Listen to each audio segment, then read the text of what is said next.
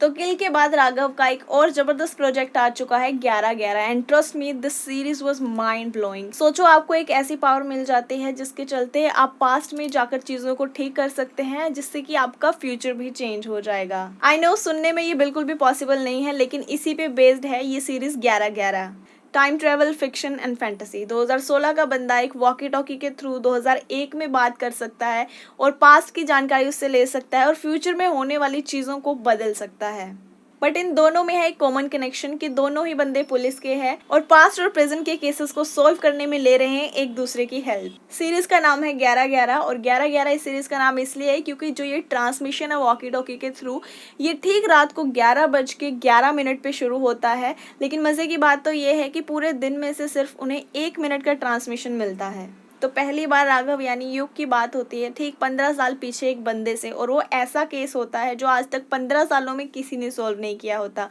तो इसी के रिलेटेड दोनों की बात होती है। पास्ट को चेंज करके राघव फ्यूचर चेंज कर देते हैं और ऐसा केस सॉल्व कर देते हैं जो कि आज तक कोई नहीं कर पाया था। तो सुनने में कितनी फैंटेसाइज कर रही है ना ये सिचुएशन। ट्रस्ट मी, आपको इससे भी ज्यादा अमेजिंग एक्सपीरियंस होगा ड्यूरिंग द होल शो। और सेकंड एपिसोड तक आपको लगेगा कि ये क्या, केस तो सॉल्व हो गया, स्टोरी खत्म, लेकिन ऐसा बिल्कुल नहीं है। एक ही स्टोरी में 3 अलग अलग केसेस रहेंगे 1 बाय 1 और तीनों केसेस अलग अलग होंगे और वो कैसे सॉल्व करना है, वो जो सस्पेंस रहेगा वो आपको मजबूर कर देगा सारी स्टोरी देखने के लिए। और इसी के बैक स्टोरी में चलती रहेगी अपनी ये ट्रांसमिशन वाली स्टोरी कि उन दोनों की आखिर बात कैसे हो रही है, जिससे कि उन दोनों को ये भी पता चलेगा कि वो एक दूसरे से पास्ट और फ्यूचर में बात कर सकते हैं और जिसकी हेल्प से वो ये केसेस सॉल्व भी कर सकते हैं और पास्ट और फ्यूचर को चेंज भी कर सकते हैं। पर ये पास्ट को चेंज करना कितना सही और कितना गलत साबित हो सकता है, इसके लिए तो आपको सीरीज देखनी पड़ेगी।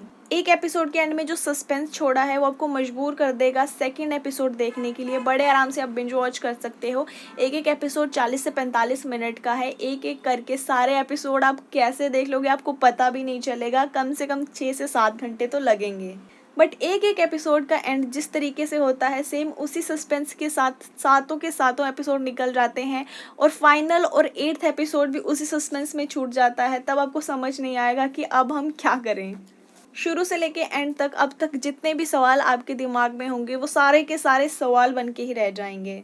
मल्टीपल कैरेक्टर्स हैं, मल्टीपल स्टोरीज के साथ 1 मिनट का भी रेस्ट नहीं मिल पाएगा आपके दिमाग को। और जिस टाइम पे क्लाइमैक्स आएगा उस वक्त तो आप ये सोचोगे कि आखिर हमें अब तक किस सवाल का जवाब मिला है। तो सीधी सी बात है, सीजन 2 के लिए सब कुछ छोड़ दिया है मेकर्स ने, क्योंकि इस सीजन में आपको ये तो पता चल जाएगा कि सारे कैरेक्टर्स आपस में कहीं ना कहीं कनेक्टेड है, लेकिन उन लोगों का कनेक्शन आपस में क्या है ये सवाल बन के रह जाएगा। तो ट्रांसमिशन ठीक 11:11 पे होता है, लेकिन इसके पीछे का चक्कर क्या है और ये कैसे होता है ये रिवील ही नहीं किया। और ये ट्रांसमिशन युग और शौर्य के बीच में ही क्यों होता है ये अभी तक हमें नहीं पता। तो शायद ये सारे सवालों के जवाब हमें सीजन 2 में ही मिलेंगे। तो मेरी तरफ से सीरीज को 5 में से 3.5 स्टार। सीरीज बहुत अच्छी है और कॉन्सेप्ट बहुत कमाल का है, स्टोरी बहुत अच्छी है। ऐसे फैंटेसी प्लस टाइम ट्रेवल वाली और भी ज्यादा स्टोरीज बननी चाहिए। और जितने भी कैरेक्टर्स है स्टोरी में सबकी एक्टिंग बहुत ही कमाल की है। एंड तक आपको एक इमोशनल कनेक्शन उनके साथ फील हो जाएगा, जिससे आपका मन करेगा कि यार ये खत्म क्यों हो गई। बस एक ही शिकायत रहेगी इस सीजन से मुझे कि यार कोई तो क्लू दे देते, आखिर किसी एक सवाल का जवाब तो मिल जाता हमें क्लाइमैक्स में।